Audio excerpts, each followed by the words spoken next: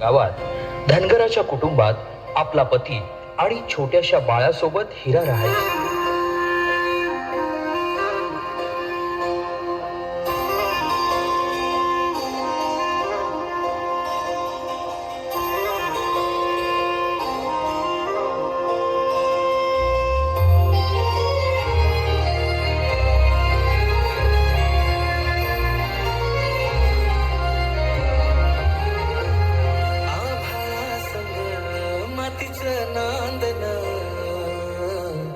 जीव झाला चकवा चांदन, आभाळा संग मातीचं नांदन,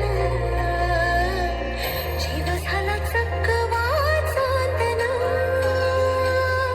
दिवसाच दिस त्यात तारया नभामध्ये, दिवसाच दिस त्यात तारया नभामध्ये. हो जगन हे न्यार झालं, जगन हे न्यार झालं,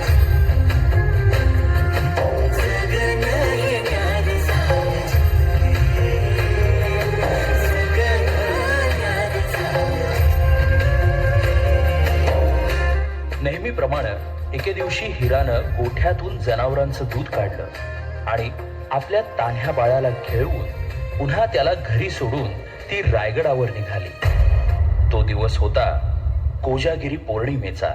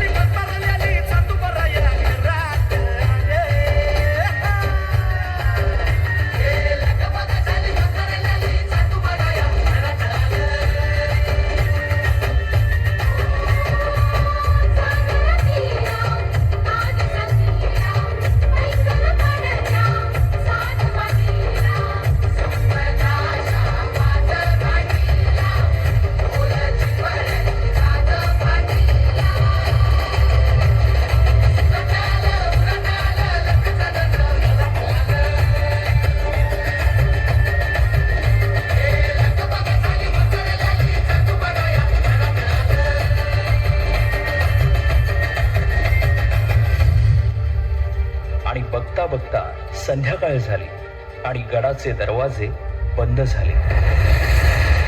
माझं बाळ एकला करलं, या पदर पसरती तुमच्या पुढे. मला जाऊ दे.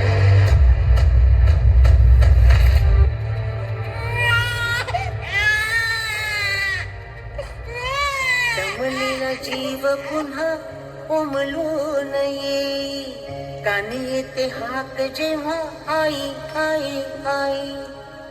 दमलेला जीव पुन्हा उमलून येई, कानी येते हाक जेव्हा आई आई आई आई आई आई आई आई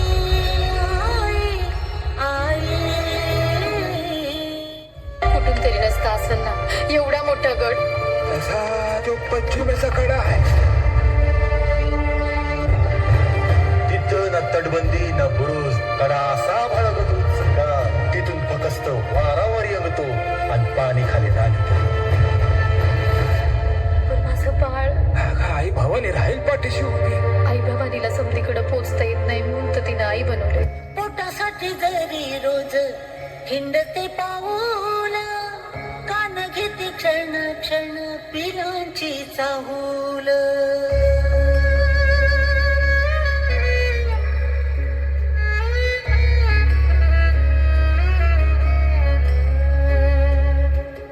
पोटासाठी जरी रोज हिंडते पाऊल, कान घेते क्षण क्षण पिलांची चाहूल. झोपेमध्ये सुद्धा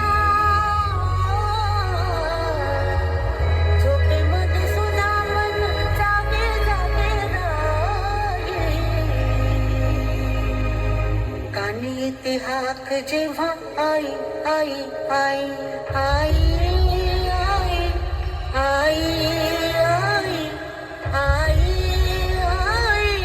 आई आई. राज आज्ञेमुळं दरवाजा उघडणं शक्य नसल्यानं तिचं म्हणणं कुणीच ऐकेना.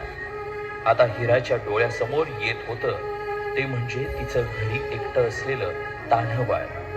त्याच्या आठवणीनं व्याकुळ झालेल्या हिरानं किल्ल्याच्या कडावरून खाली उतरण्याचा निर्णय घेतला.